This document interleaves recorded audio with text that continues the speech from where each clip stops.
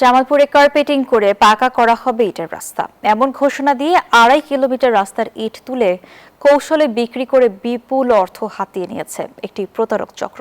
স্থানীয় সংসদ সদস্য ও বিএনপি নেতাদের উপস্থিতিতে রাস্তার কাজ উদ্বোধনের পর প্রায় 1 মাস ধরে চলে ইট বিক্রি।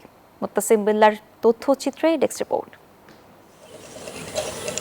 জামালপুর সদর উপজেলার রশিদপুর ইউনিয়নের ভাঙ্গরিঘাট থেকে গজারিয়া আটার ময়নার মোড় পর্যন্ত প্রায় 2.5 কিলোমিটার ইটের সড়ক। প্রায় 1 মাস ধরে সড়কের ইট খুলে বিক্রি করে একটি প্রতারক চক্র। স্থানীয়দের কাছেই কম দামে বিক্রি করা হয় এসব ইট। এতে প্রায় 26 লাখ টাকার ইট আত্মসাতের অভিযোগ উঠেছে।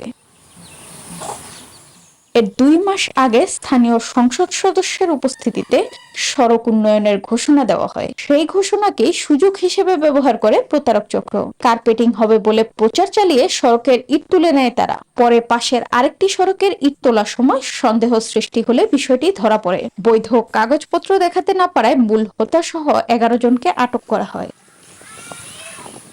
ইট তুলে নেওয়ার পর সড়কটি এখন কাদায় ভরা। বর্ষায় যান চলাচল বন্ধ হয়ে দুর্ভোগে পড়েছেন স্থানীয়রা। তাদের অভিযোগ, স্থানীয় এক বিএনপি নেতা সভা করে নতুন রাস্তা নির্মাণের কথা জানিয়েছিলেন।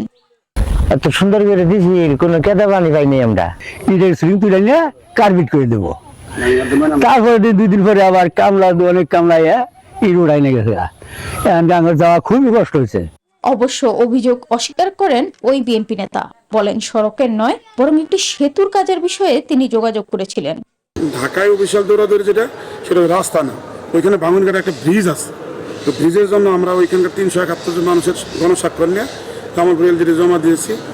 এলজিইডি জানায় ওই সড়কে তাদের কোনো প্রকল্প বা বরাদ্দ ছিল না। জনসাধারণের কষ্টের আছে, যা পরবর্তীতে নতুন প্রকল্পের মাধ্যমে ডিপিপি প্রণয়নের মাধ্যমে প্রকল্প প্রস্তাব সদর দপ্তরে প্রেরণ করা হবে।